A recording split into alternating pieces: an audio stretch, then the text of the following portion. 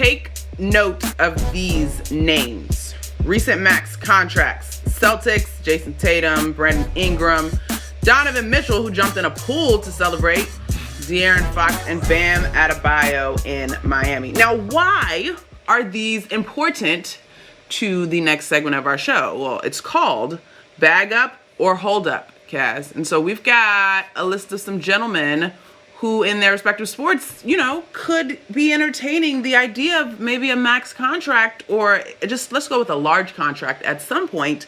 And it's on you and I, Kaz, to represent the team and decide if these gentlemen are worthy of the bag. Now, I do want to preface these answers by saying I'm speaking as a general manager, as a stingy general manager as well. Like, I'm not speaking, I want players to get the bag at all means necessary. But for the specific purpose of this drill, this segment, I'll put my GM hat on. All right, Monica, let's go. Number 5, who you got? So, Atlanta Hawks GM Kazim Famuyiwa, Trae Young is up.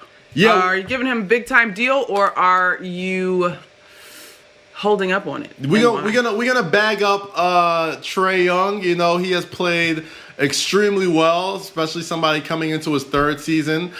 His numbers have been off the charts, and we have done a lot as the Atlanta Hawks GM to get him a lot of help. They got Bogdanovich, they got Danilo Gallinari, they got a lot of the young players that they've drafted are really starting to develop. They got Clint Capella from the Houston Rockets. They better pay that man. They better give him his bag. They better give him that max deal when it comes around because the Atlanta Hawks were putrid before he got there. So, and they're not great yet, but they're trending in that direction. So I'm bagging him up. What about you, Monica? 24 wins, 29 wins, shortened season, 20 wins. Are they headed in that direction? This is what I will say. Because the NBA, while winning is top dog and the most important thing, marketing is also a huge piece of the puzzle, and Trae Young is the next wave of the faces of the league. So I agree with you. His numbers, shooting 42% from the field, 34% from 3, 23 points per game, bear out that he deserves to get paid. But as an organization, we still got work to do. So he puts butts in the seats, Monica. That's important too. He puts butts in the seats. It's true. All right, so we're staying in basketball. We're going out to Phoenix. You've got Devin Booker there. You just added Chris Paul, but your big man in the middle, Deandre Ayton, Kaz. What's going on there? Bag up or hold up? I'm going to hold up tentatively.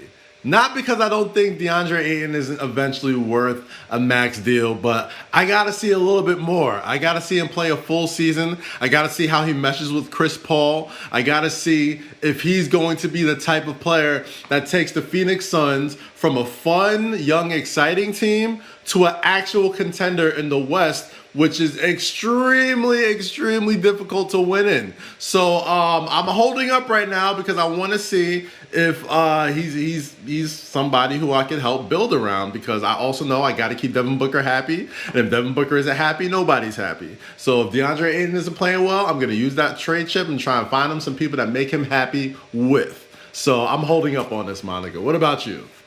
So we're on the same page, and I actually took a little bit of liberty for the sake of this segment. I assumed that Devin Booker is taken care of. And so now I'm moving on to arguably secondary, maybe third big piece of my puzzle, in which case I'm going to hold on and bag up for DeAndre because of the type of big that he is. Same kind of conversation we're having in terms of Trae Young. He's a guy that flirts with the double-double. He is the new big in the NBA, that size. I have no concerns about him meshing with Chris Paul in the pick and roll because Chris Paul, one, is phenomenal, and your job is going to be very simple, and it plays well to his particular skill set. So I'm actually going to go ahead and bag up on this one. Okay. Ain't mad at that. He's a number 1 overall pick, too, so if you don't get that max deal on your second contract, something might be off. What else we got, Monica? All right, we're moving right along. We're going baseball now. Pinstripes.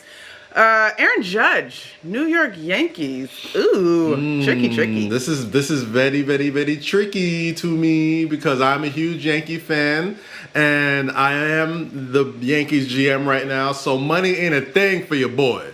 But I'm saying hold up here because I need Aaron Judge to stay healthy And I need Aaron Judge to show me that he could be the franchise player in the postseason. Now, he showed some great glimmers this past postseason, but the bats went quiet at the absolute worst time. And I'm not going to say that's a reason to not pay a guy. All I'm saying is I got to see a little bit more. I'm the Yankees. You know I can afford it. You know I can get you whatever you want. But Aaron Judge, we don't play for American League East pennants. We don't play for hitting records and the regular season. We play for World Series championships. And until you bring that, that's how you got to get paid up. So I'm holding real quick. Wow. That's a tough line, GM. That's a tough line. But I will say that I'm inclined to agree with you. I am very much, what have you done for me lately when it comes to my bags? And I want to live off of what should have, could have been. Because you're right. This past season, in the moments where it mattered most. That's what you got to get paid for. That's what the bats went quiet. It went quiet. I didn't see them. I didn't hear them. They were gone.